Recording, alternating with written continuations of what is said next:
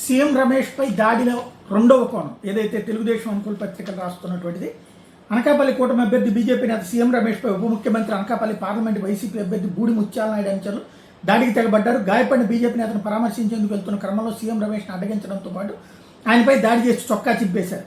బూడి స్వగ్రామమైన దేవరాపల్లి మండలం తారువులో శనివారం ఈ ఘటన జరిగింది. గ్రామంలో బీజేపీ జెండా ఎగరవేశారనే కారణంతో ఆ పార్టీ నాయకులపై ముత్యాల నాయుడు అనుచరులు దాడి చేశారు. ఇంట్లో వస్తువులు ధ్వంసం చేశారు. ఈ విషయం తెలుసుకున్న రమేష్ హుటాహుటిన ఆ గ్రామానికి వెళ్లారు. అయితే పోలీసులు ఆయన అరెస్ట్ చేసి తర్వాత విడుదల చేశారు. తమ పార్టీ వారిని ఇంట్లోకి దూరి కొట్టారని రమేష్ బృందం ఆరోపిస్తూ బూడి ఆయన అనుచరులపై ఫిర్యాదు చేసింది. హత్యాత్మక కేసుకు నమోదు చేయాలని డిమాండ్ చేసింది.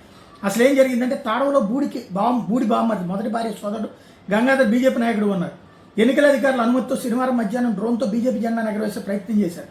ఆ సమయాన్ని గ్రామంలో ఉన్న బూడి ఆయన అనుచరులు తమను చంపడానికి డ్రోన్తో రెక్కి నిర్వహిస్తున్నారని ఆరోపిస్తూ గంగాధర్ డ్రోన్ని ఆపరేట్ చేస్తున్న కేఎఫ్ఆర్ఓ పాండురంగారావు సాయి కృష్ణ మీద దాడి చేసి గాయపరిచారు.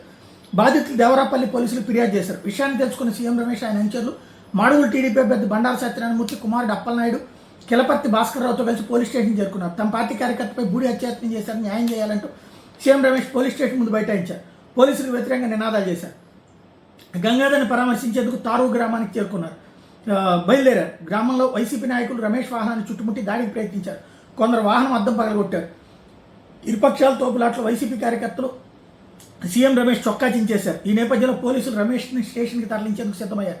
పోలీసు వాహనం మీద కూడా వైసీపీ ముక్కలు దాడికి పాల్పడ్డారు.